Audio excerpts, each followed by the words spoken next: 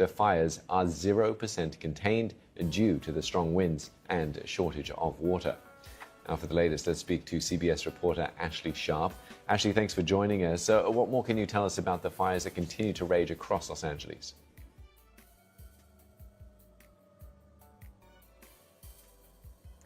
Hi, Steve. Well, of those major fires that are burning here across Los Angeles, I'm covering the Eaton fire currently. We're in Altadena, California, just outside of LA.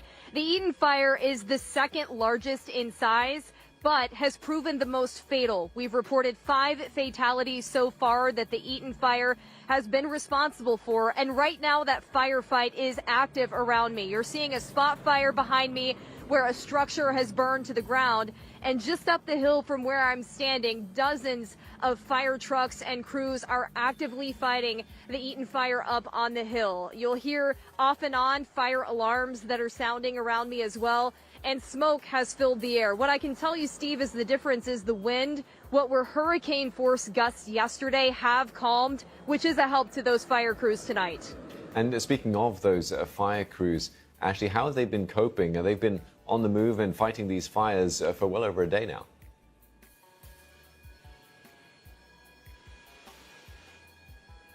Steve, they're exhausted. We're standing right across from a fire hydrant where those crews have been coming down the hill, filling up with water and going right back up. It's an all hands on deck situation. Crews from across the state, from Northern California, where we are very familiar with fighting wildland fire. Crews have made their way down south. So it's an all hands on deck situation. And as you can imagine, too, the emotional weight of seeing a lot of what they're seeing. You're seeing families flee their homes with their pets in their arms. You're seeing people having to watch their homes burn to the ground all across Los Angeles County. It weighs heavily on these firefighters, and they too know that they have such an important job to do in getting these very, very dangerous fires contained that right now are sitting at 0% containment. And tell us a bit about those people that have been leaving their homes, and how the evacuations have been going. I understand there was some reluctance from some residents in Los Angeles yesterday to evacuate as they were being instructed.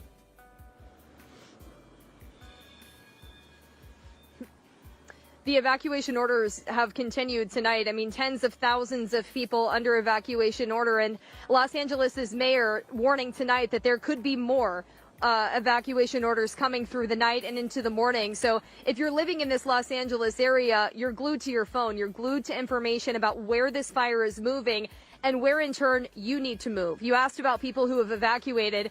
We showed images from CBS last night of seniors who had been evacuated from a senior center. They were sitting outside on their hospital beds in wheelchairs with only masks to help protect themselves as flames surrounded their senior center.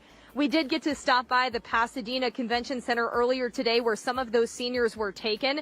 That's the question, right? When you evacuate people from places like this, from places like hospitals, where do you take them? Regional transit buses showed up, and they got those seniors to places like the Pasadena Convention Center, where right now it's a waiting game as to what comes next. Yeah, and speaking of what comes next, you mentioned earlier about how the wind was not as strong as it was yesterday. That is a key component here for how firefighters are able to battle this blaze. Is there any confidence that the wind will not pick up again?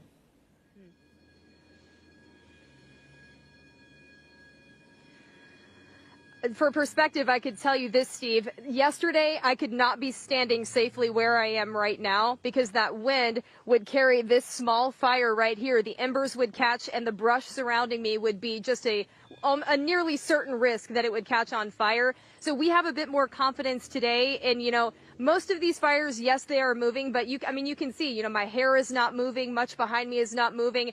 So we're a bit more confident. You know, it's just a bit safer in this scenario now. Of course, we always have our eyes on our backs in a scenario like this. But when you talk about those winds tonight, calm, but we could see gusts returning tomorrow. That's what people are going to be watching for. But hopefully we're not going to see the hurricane force winds that were topping near 100 miles per hour in some instances here across Los Angeles. A huge wildfire is burning through thousands of acres in California, with tens of thousands of people evacuated from their homes. This is the scene live in Pacific Palisades, a neighborhood in the hills near Santa Monica in Los Angeles, where we've seen pictures of burning cars, destroyed buildings as the fire swept through. Local firefighters say the conditions are as bad as they get, with gusts of winds of up to more than 100 kilometres per hour, fanning the flames from 10 acres to almost 3,000 in a matter of hours. The White House says President Biden is being briefed on the situation, whilst the governor of California has warned fires there no longer are seasonal, but a year-round threat. With more, here's our LA correspondent, Emma Vardy. The fire exploded at astonishing speed. The combination of dry conditions and strong winds causing the fire's rapid spread. People evacuating began to leave their cars and escape on foot. Emergency services eventually bulldozed some 200 abandoned vehicles to clear the roads. The Pacific Palisades area is home to luxury properties and celebrity homes. At least 30,000 residents were told to leave. My heart is in my throat, but we're okay as long as the firefighters said there's a ambulance to take us out. But this is like right at my doorstep. We've been watching these huge plumes of smoke rising and the flames flickering over the mountains behind us. Now, people in California are used to wildfires and strong winds at this time of year, but this one is more unusual because of how quickly it spread and the fact it's so close to a densely populated area. Thousands of buildings were in danger of being engulfed by flames as emergency services tried to keep people safe. It's not yet clear how widespread the damage is to properties, but some homes have been destroyed and several other fires have also been burning. While the strong winds continue, there's warnings across California that more wildfires may start. Emma Vardy, BBC News, Los Angeles.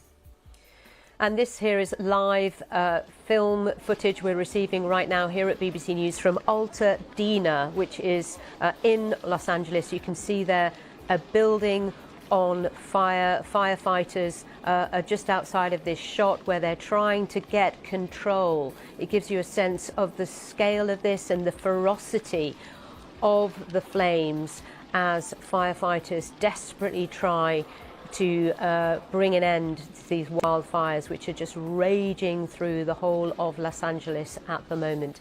I talked to David Latt. He was forced to evacuate his home. He lives in Pacific Palisades. He told us what happened to him. This morning early, my wife and I were very unaware of what was happening, and a neighbor called and said, "Get out." This was about 10 a.m. And I went outside and saw what he was reacting to, which was a huge plume of black smoke about 4 blocks away from our house. I took out a ladder and I went up on the roof because I saw that there was fallen leaves and other debris, and I wanted to make sure that the fire, if it spread in our direction, didn't have combustibles on the roof. So I quickly swept that off.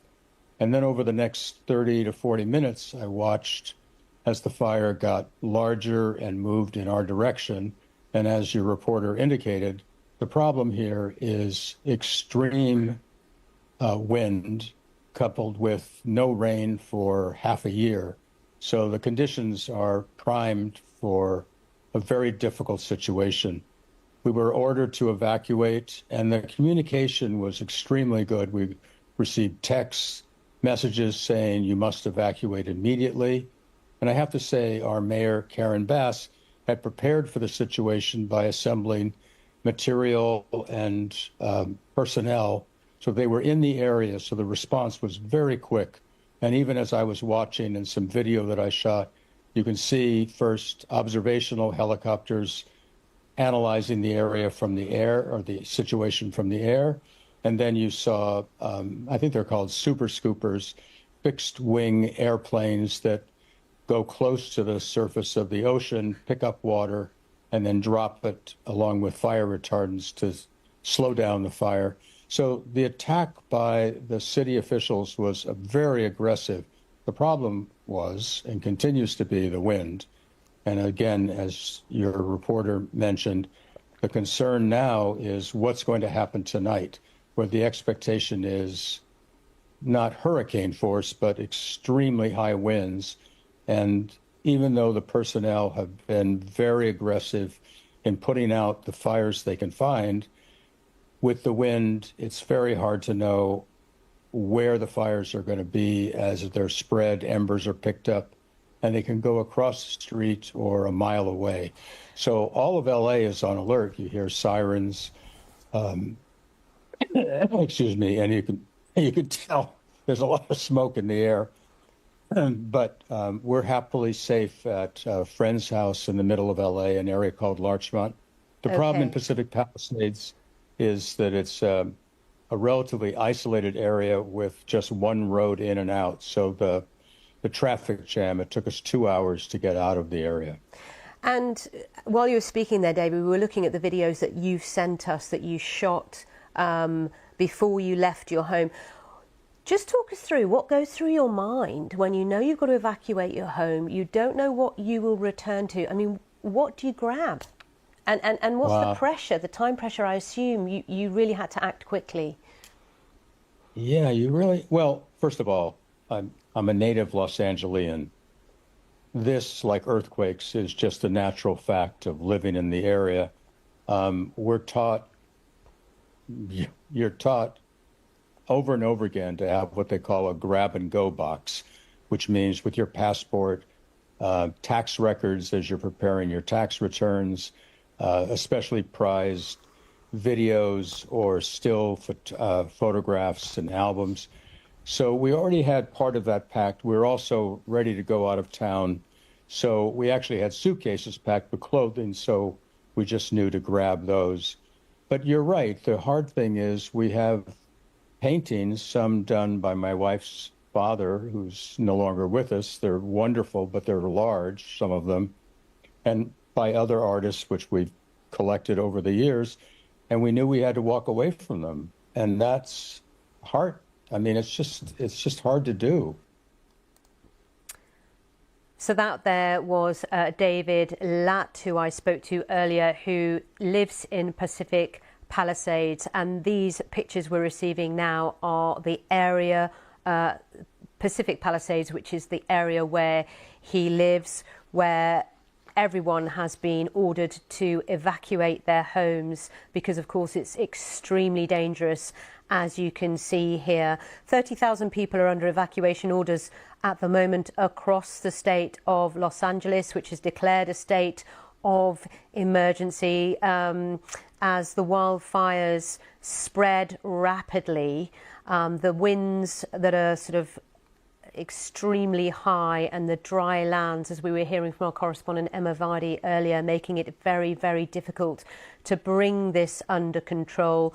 Millions of people in California across the state are under a red flag warning, meaning there is an extreme fire danger. We've got a live page up and running at the moment on our website and on the BBC News app, which is following all our coverage and all the updates as they happen. So do stay with us here on BBC News as we keep you across this developing story.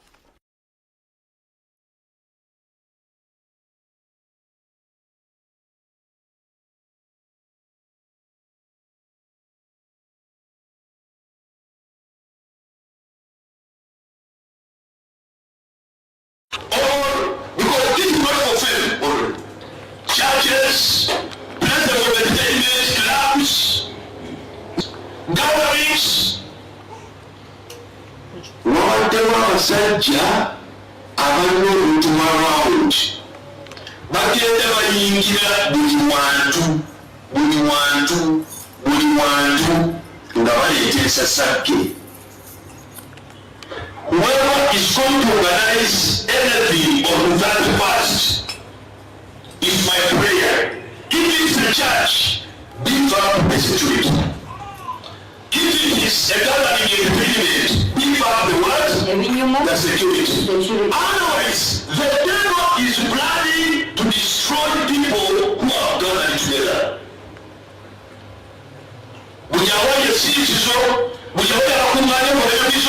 It's my prayer. Look and work with security. The militants must be awake. Okozi kusabaliza okusaba kw'olwo kubanga sitaani mwetegefu okusiibwa okuyonsaale n'okutataganya ensala y'abantu.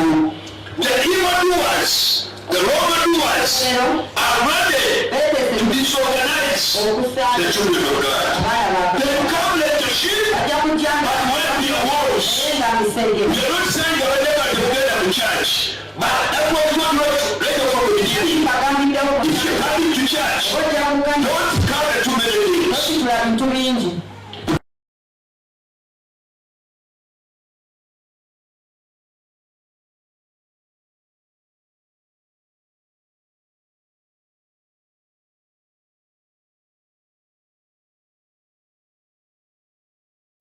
And we begin this afternoon with breaking developments out of New Orleans. 15 people are dead and at least 35 others are injured after a New Year's Eve attack on Bourbon Street. You're watching 13 News Now at 4. I'm Janet Roach. And I'm Dana Smith. Police say a driver intentionally drove into a crowd during the New Year's celebrations. And we're just learning police are investigating the incident as an act of terrorism. ABC's Rena Roy has the latest. New Orleans famed Bourbon Street, now a crime scene as the FBI investigates what they're calling a terror attack on New Year's Day. Federal officials identifying the suspect as 42-year-old Shamsuddin Jabbar, a U.S.-born citizen from Texas. Police say he rammed a rented pickup truck into a crowd of people on Bourbon Street just after 3 a.m., driving 3 blocks before crashing, then getting out and firing at police with an assault rifle. Officials say 2 officers were hurt before police shot and killed the suspect. Witnesses described the scene as gruesome. What we saw was insanity. I mean, something out of a movie. The graphic nature of it, and it was unbelievable. Investigators say they found an ISIS flag, weapons, and improvised explosive devices inside the truck. They're now working to determine whether he had any affiliations with terrorist organizations. The FBI says they also discovered more IEDs planted around the area in the historic French Quarter, some of which were deemed viable, according to sources. As of now, 2 IEDs have been found and rendered safe. Police flying drones around the area searching for more potential devices. Because this was a 3-pronged attack, officials say they're working to determine whether the suspect had help. We do not believe that Jabbar was solely responsible. We're aggressively running down every lead, including those of his known associates. They're also digging into the suspect's past. The FBI federal law enforcement had been warning local police around the country that vehicle ramming was a key area of concern and to be prepared for these kinds of incidents. Rena Roy, ABC News, New York.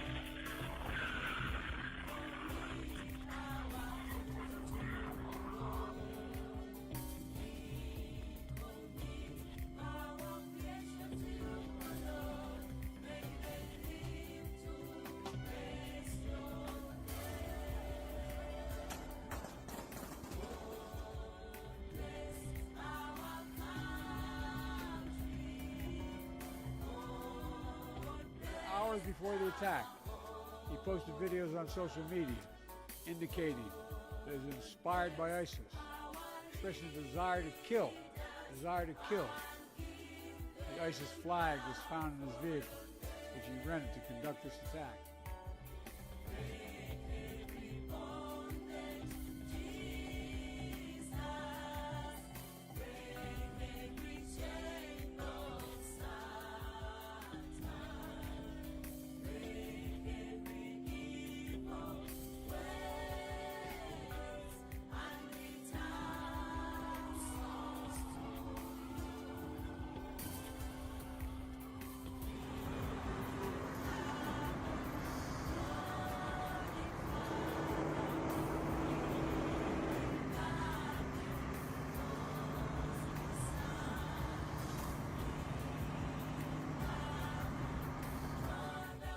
say hello and let you know a little bit about me. So I'm born and raised in Beaumont, Texas, and now live in Houston. And I've been here all my life, with the exception of traveling for the military, where I spent 10 years as a human resources specialist and IT specialist, where I learned the meaning of great service and what it means to be responsive and take everything seriously, dotting I's and crossing T's to make sure that things go off without a hitch.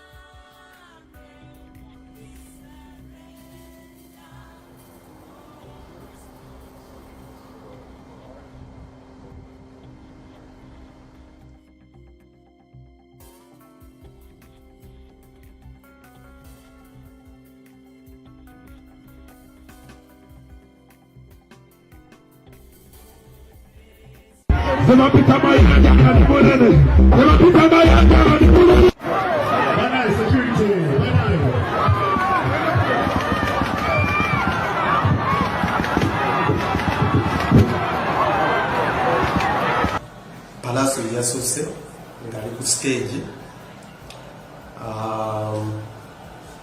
ngayimba awo Alien Skin ne group ye naye ne batuuka. Ndowooza Palaso yagenda okutegeera nti Alien Skin ali muki atuuse mu kifo, n'atandika okumusindikira ebigambo nga tebimuwoomera Alien Skin. Abavubuka ba Alien Skin ne bavaayo ne balumba Palaso ku stage. Palaso navaayo badde tanaba n'okumala okuyimba kwe. Ye kye yakola kigambibwa nti ssaawa mwenda ogw'ekiro yalumba amaka aga Alien Skin esangibwa Makindye, n'atandika okukuba abantu ababaddeyo ne bagenda.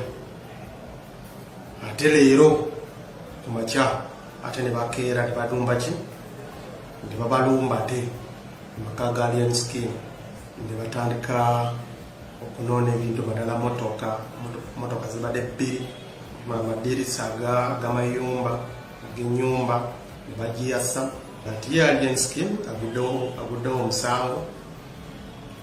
Palaso n'abavubuka be, omusango ogusooka gwa malicious damage, eyokubiri kubanga agamba nti waliwo ebintu byabwe gye babbye, omusango okugisa eryanyi oba aggravated robbery. Tugenda kukola okunoonyereza tukakase kiki gye babbye, nga fayiri yaffe wedde. Tugenda kunoonya bano abavubuka tubakwate tubatwale ku mbuga z'amateeka. Izo empisa ez'okukuleetinga group okwewagira oba okwekuuma si nnungi. Ekiseera kituuse poliisi eteekinga obuvunaanyizibwa okulinda abayimbi abo abalina ebibinja n'okusaanyaawo ebibinja byabwe. Ebibinja ebyo birina okuvaawo, tebiri mu mateeka ate bigenda kubeera bya bulabe eri eggwanga. So nsaba Ssaabaduumizi wa poliisi nga mpita mu minisita wa internal affairs okumakinga sure nti abo be bayita bakomando ba Alien Skin abakoze obuvuyo bakwatibwa, ne bakomando ba Palaso abakoze effujjo ku makya ga leero bakwatibwa, wamu n'abantu abakoseddwa baweebwa obujjanjabi. So n'okulaba nti tukisaanyaawo ebyo ebibinja ze tuyita ganga. Then kulwange nga promoter nga sogera nga minisita kati so okubiriza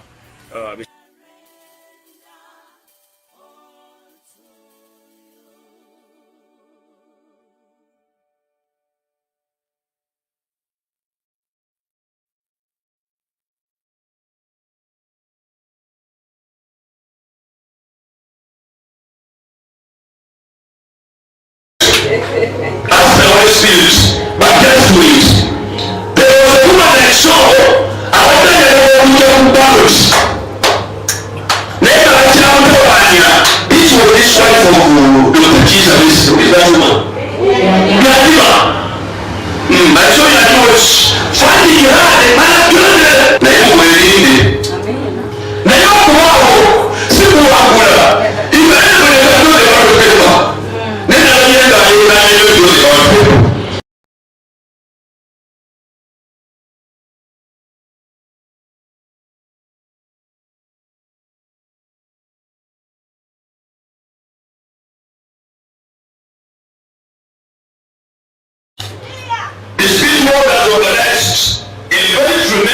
and huge black t-shirts and sacrifices. I don't have sacrifices. The living is already done.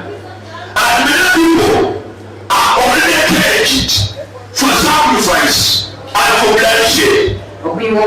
Now that's why I ask the Holy Spirit.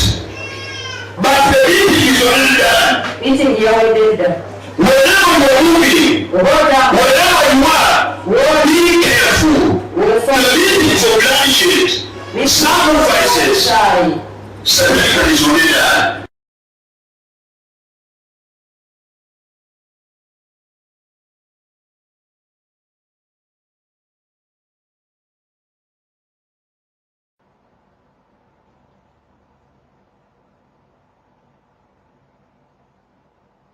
From the growing clashes in Mozambique in the east, let us now shift our focus to West Africa, where insurgent and terrorist activities are on the rise and creating havoc for governments.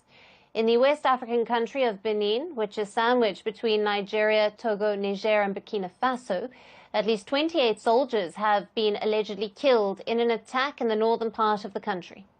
Authorities said that the attack took place near the border with the insurgency hit Burkina Faso and Niger, known as Point Triple. In a statement, the country's National Guard chief said that the attack was a hard blow to the security forces and added that the position attacked was one of Benin's strongest and most militarized in the region. Authorities in Benin have further said that about 40 assailants had been reportedly neutralized in the ensuing attack. Now, attacks in northern Benin have been increasing in recent years, with authorities blaming the members of the Islamic State and Al-Qaeda groups based in neighboring countries of fueling violence in the West African country. Benin's coastal neighbor, Togo, has also suffered similar attacks as these terrorist groups increase their presence beyond West Africa's central Sahel region. Moreover, Burkina Faso and Niger, along with Mali, have also for years endured insurgency driven by groups linked to Al-Qaeda and the Islamic State Sahel province. However, this is not the first time Benin has seen such an attack in its northern region. In addition to the most recent assault on its troops earlier this week, in December of 2024, gunmen killed 3 soldiers who were guarding an oil pipeline in the northeastern city of Malanville. In another attack in June last year, 7 Beninese troops were killed at the Pendjari National Park on the border with Burkina Faso. Reports suggest that between 2021 and December of 2024, over 120 soldiers have been killed in various acts of violence. The Beninese authorities, who rarely comment on attacks, also reported in April 2023 that there were about 20 cross-border incursions since 2021 in the West African country. And Benin has been trying to improve its security situation in recent years. In 2022, Benin deployed nearly 3,000 troops to secure its borders as a part of an operation called Mirador. Later on, the country's authorities also recruited nearly 5,000 additional personnel to reinforce security in the north. And the president of the country, Patrice Talon, late last year made it clear that there would be no more political compromises. Benin, our country, has found its way, and this is irreversible. No more usurpation of political power by incompetent and ill-intentioned sellers of illusions. No political compromise detrimental to our development will be conceded to please anyone or satisfy any political consensus. In addition to Benin's own efforts at fighting violent extremism, the United States sent $6.6 million worth of armored vehicles and defense equipment to Benin in November last year. Earlier, the European Union also announced 47 million euros, or nearly $49 million, to help fight terrorism and violent extremism. But with jihadist and terrorist attacks increasing in Benin, concerns remain on how well the Beninese forces can tackle the worsening security situation.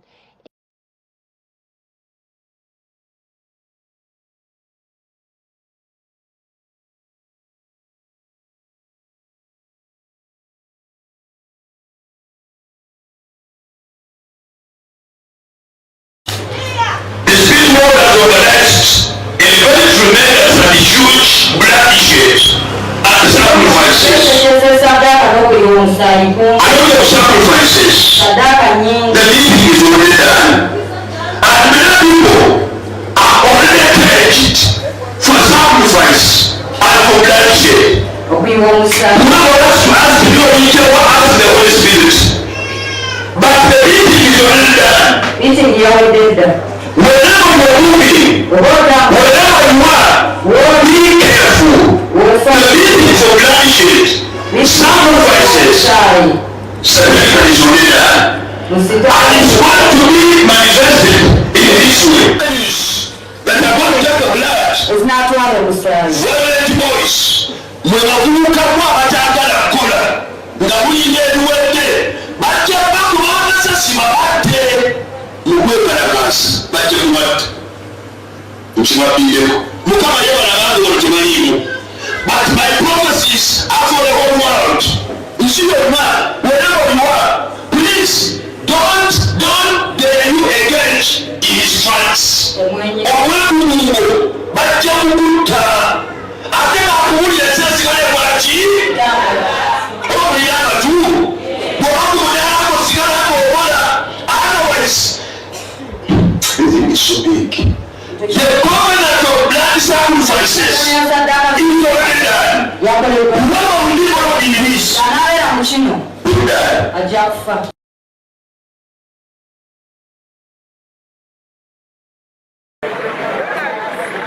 Poliisi erondodde abantu ababadde balusa olukwe okubba banka, bana ne bakuba amasasi agabatiddewo, n'omulala n'asimatuka n'ebisago eby'amaanyi. Babakubidde mu bifo eby'enjawulo ku Mawanda Road, okuli ekifo abazigu we babbiramu Nansi wa Buyindi, okulira n'essundiro ly'amafuta erya Total, n'okulira n'Acacia Mall nga bino bibaddewo nga zikunukiriza okwera ssaawa 11 ez'olweggulo lwaleero. Twaze n'amutuukako n'amugamba weyale wansi, omusajja n'eyeyala wansi.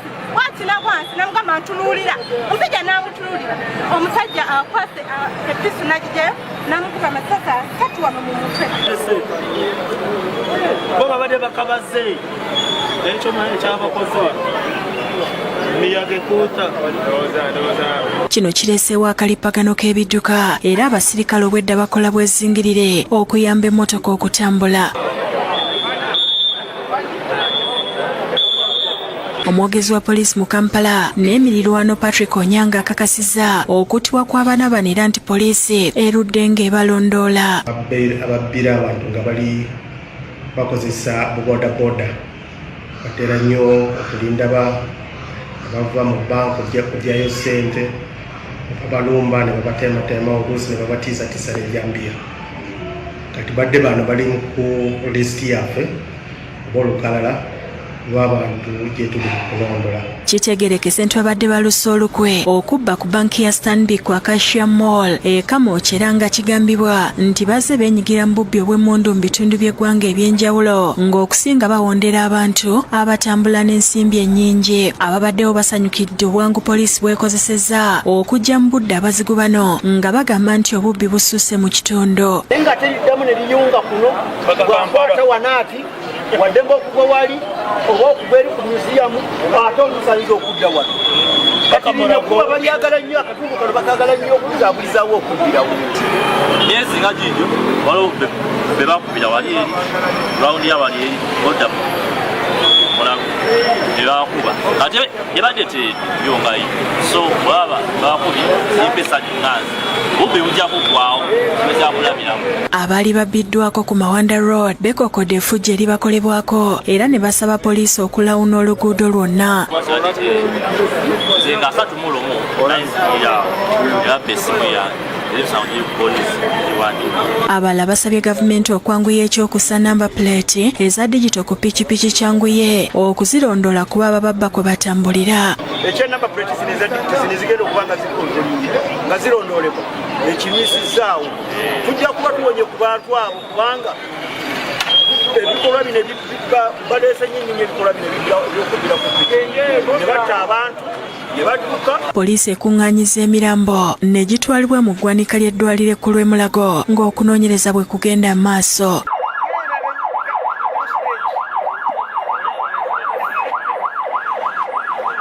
David Tamale yakusakidde ekkulire lino ku Lwabukedde TV.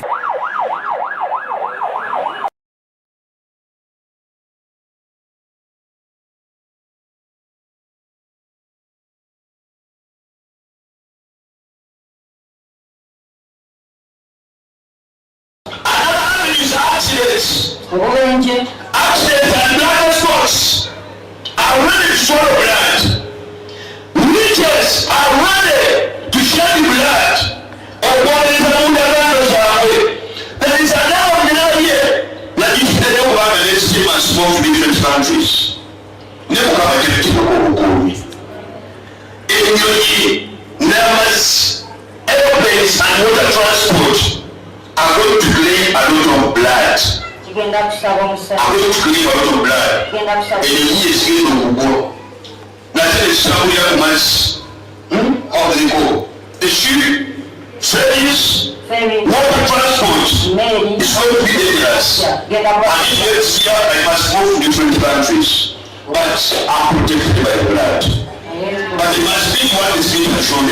Airplanes and water transport.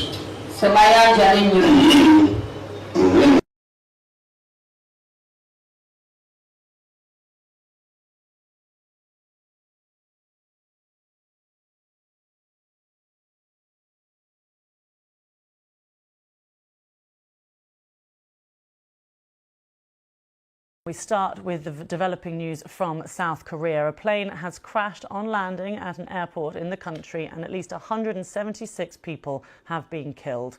The Boeing 737 belonging to Jeju Airlines had 181 people on board, and officials say they expect that most are dead. They say some passengers fell out of the fuselage during the crash at Muan International Airport. 2 survivors have been found. And this is the moment that the plane skidded down the runway before hitting a wall and bursting into flames. The aircraft had flown from Bangkok and was arriving at Muan Airport. The authorities say a bird strike may have caused the landing gear to malfunction. The airline has issued a formal apology. Let's speak to Yoona Koo from the BBC Korean service. Hello to you. Just tell us, you're inside the airport now. Thank you so much for joining us from there. Tell us about the people who you've been seeing and speaking to. The families have gathered there just waiting for news, aren't they? Yes, that's true, Lucy. There have been 170 confirmed deaths so far. And people here, yet many of them are still unidentified. So many people, mostly the families of the bereaved, are waiting here, waiting for the announcement or the identification. So right now I'm standing inside the airport where also many other families of the bereaved are staying. And from even far away, I can hear some of the families screaming and crying as they hear the announcement of the death of their loved ones. And most of the people on board the plane, were they from South Korea? I understand they may have all been on holiday in Thailand for Christmas. That is true. It is known that most of the people who are in the plane were families. Even there was youngest was born in 2021. And there were many family members altogether. And also, most of them are South Korean nationals, although there were 2 Thai nationals as well.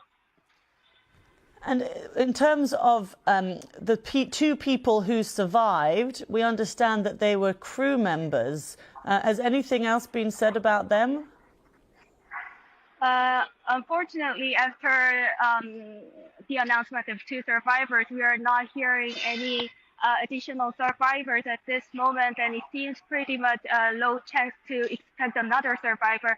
And they are right now staying in the hospital, luckily not very heavily damaged. However, they aren't doing interviews, but it is known that according to local reports, they were saying to the hospital, one of them said they barely remember anything before the accident. I mean, it is extraordinary when we look at the footage of the huge plume of smoke from when the plane crashed into that wall or at the end of the runway. It is extraordinary to think that anybody could have been pulled out of there alive. Can you talk to us about what the authorities have been saying about this Mayday call made by the pilot, and also the fact that there was this air traffic control warning about a potential bird strike? What can you tell us about what was said by the authorities on that front? So far, the investigation has just started, so there aren't much to confirm. But however, the authorities have been saying that they issued a bird strike warning just before the accident, and then 1 minute later, the plane sent a Mayday signal saying that they're in an urgent situation, and then the plane just landed without a landing gear, and unfortunately they couldn't speed down and eventually crashed to the end of the runway. That's what we know as so far. And can you tell us a bit more about this airline? It's very well known, isn't it? It's a budget airline in South Korea that a lot of people will have used. True. This is one of the most popular low-budget airlines in South Korea. However, it is known that this from Bangkok to Jeonnam, this airway has just began operating this line. So people are saying that there must have been inexperienced staffs regarding this flight. However, the authorities keep saying that they need to investigate thoroughly to exactly know what is the actual cause behind this accident. Many people are expecting there have been like 1 or 2 bird strikes, which eventually caused a flame inside the plane. However, it is just a guess for right now. And there's a huge number of emergency personnel were sent to the scene, weren't there? More than 1,500 people were sent there to deal with this. Can you just explain who is in charge, who's coordinating everything? Because we've got an acting president who's only been in the job 2 days. Is it the president's office and the president who's coordinating all of this? Who's in charge? So, as you said, acting president is right now in charge of everything. However, as we know, there have been some political turmoil in South Korea in this month, and the prime minister has just been impeached on Friday. So many people are worrying if this accident can be settled quite soon. However, as you said, there are more than 1,000 personnel, securities, and those in support of the family of the bereaved. So we are expecting things to settle down soon. And who is it that's dealing with the relatives, those people there where you are in the airport? Are they getting regular updates? Who's looking after them? So right now, fire authorities who are in charge of rescuing efforts are making announcements regularly about like 1 hour and 2 hours every hour. So the family of the bereaved are now gathering in some part of the airport where fire authorities come out and say the updates and what they have found so far.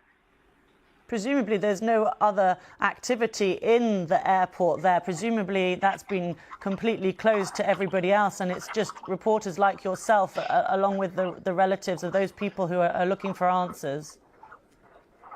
Right now, journalists are quite restricted to move around this airport, and the airport itself, the runway is closed until 1st of January. So apparently you can say the airport isn't operating because of this accident. Right. And you may not be able to see from where you are, but we're looking at the images of the crash site. It's dark outside now, of course. They seem to have turned the floodlights off. But presumably, although there are actually a different view there was showing a few floodlights a bit further away, but presumably the police forensics are still on site, are they? Yes, true. And the police and the relevant authorities have been saying it is really difficult to investigate into the reason behind the crash because, as you mentioned earlier, the plane was shattered into pieces and there is hardly any wreckage left there, only the little bit of the tail part of the plane. So this is making the investigation and rescue and identification efforts very extremely challenging right now. I think what we're looking at is the tail of the plane, and it's my understanding that the flight crew, the 2 members of the flight crew who were pulled from the debris alive, were in that back section. But we also saw the forensics experts in their white suits going through the sort of grassy area around the runway, and quite a large site that they were covering, isn't it? Yes, because right now, many people are so desperate to know the reason behind this crash, because as I said, many people are guessing there was a bird strike behind this accident. However, bird strike is not something that happens very often, but that is something that any airplane company should be aware of, and they should have been ready to confront this kind of accident. So people are saying, what people are insisting is to look into the reason behind this accident, because many people are using this low-budget airline these days, and they are now afraid to use this airlines because of potential bird strike or accidents, devastating accidents like this.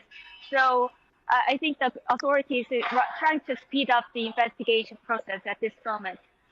In terms of the airline's safety record, though, I mean, South Korea has a good safety record, doesn't it, when it comes to airline safety? And this would be the worst aviation accident in South Korean history, couldn't it, in terms of the numbers? I mean, we know 181 people were on board, and the authorities saying that they think most of the people are dead. They've confirmed 176, but they say that they believe most people have died. It's just a matter of confirming them. In terms of the safety record, though, South Korea has a good one. That is true.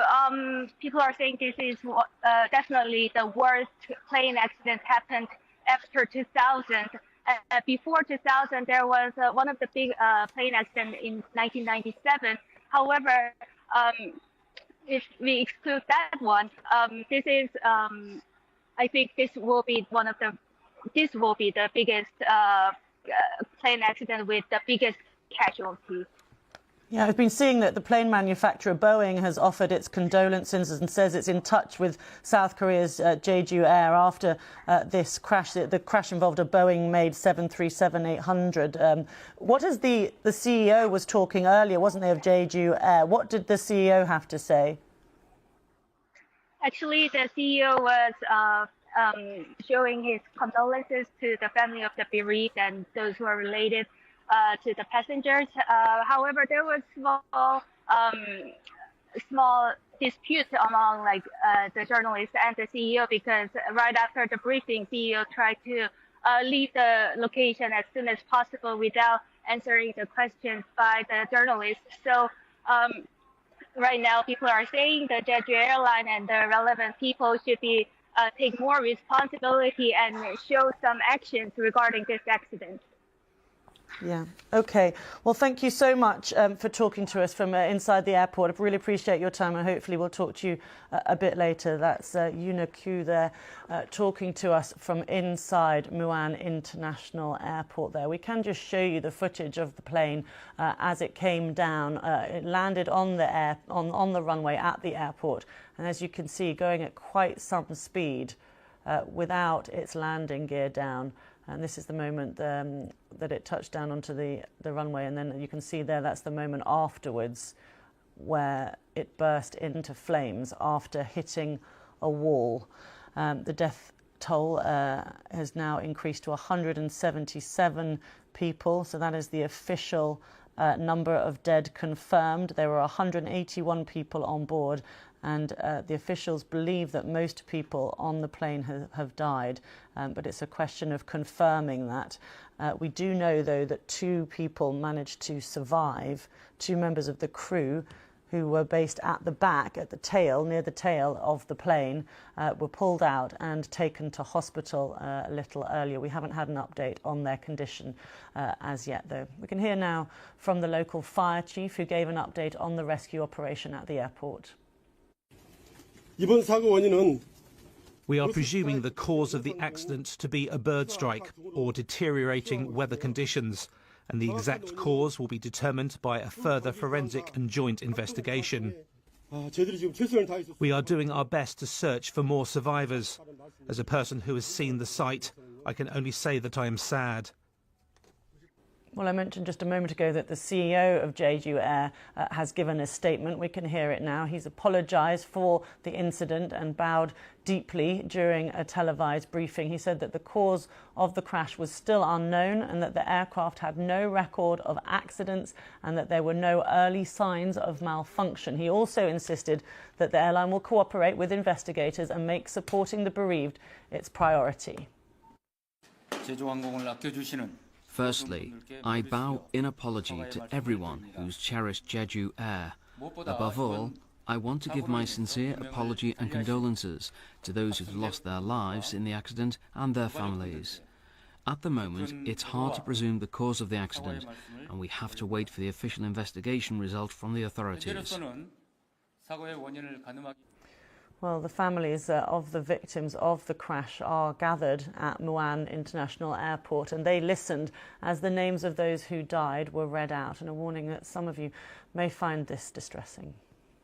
양유정 씨, 박연수 씨, 전경미 씨, 윤봉호 씨, 지금까지 22명을 다시 배용진님, 박은정님, 이행자님.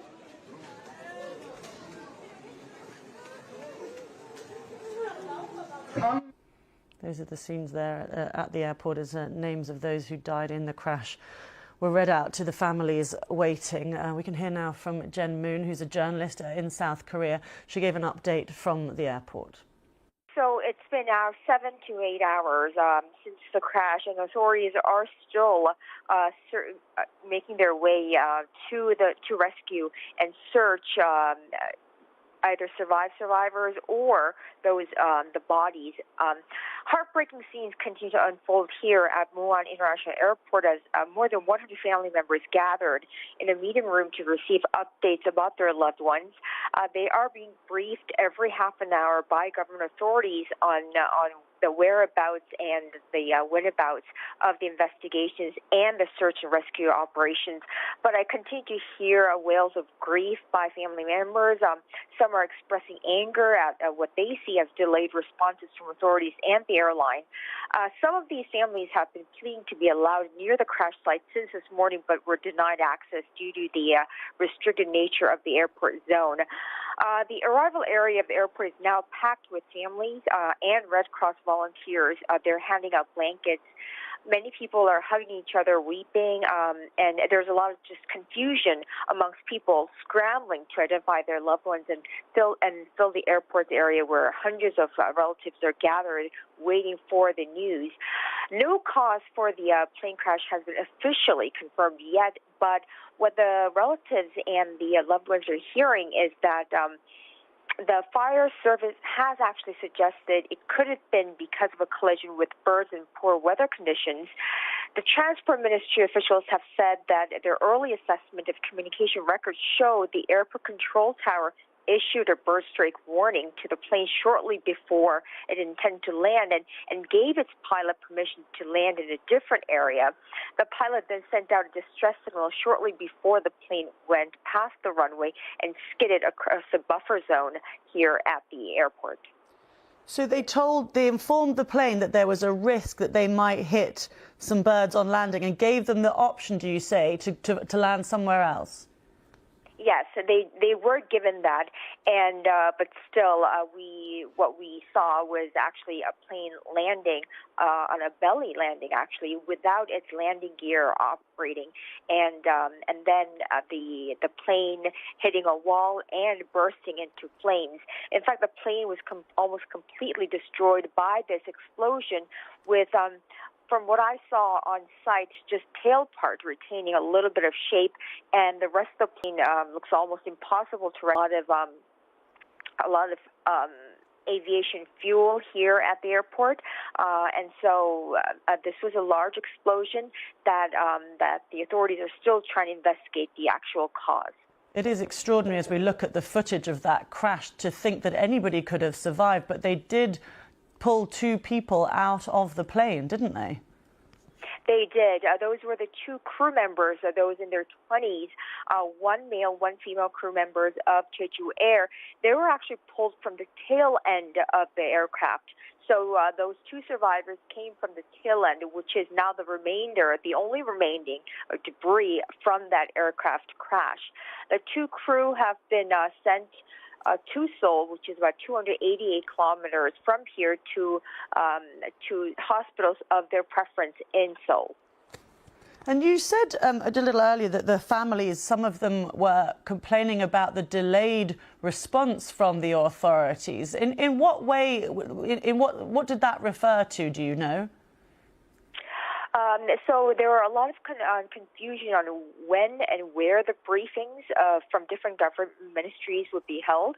For instance, the briefing that's being held by Jeju Air itself, from the CEO and its top finance officer in Seoul, which is, like I said, 290 kilometers away from here. So the bereaved families are complaining about that. Also, there was also confusion about the list of those identified dead, and so those names did not match the actual identity. So there's just a lot of confusion here right now, with authorities scrambling to get things straight and to basically offer support for the bereaved families. That is Jen Moon, a journalist at Muan International Airport. I'll just show you the images again of the moment that this airplane came down without its landing gear onto the runway there at Muan International Airport. It then crashed into a wall, and as you can see, it burst into flames, with the flames destroying most of the passengers on board had been in Thailand. For 2 Thai nationals on board, but most of them, the rest of the passengers, were believed to be South Korean. And we know also that 2 members of the plane's crew did manage to survive and were pulled from the wreckage and taken to hospital. The official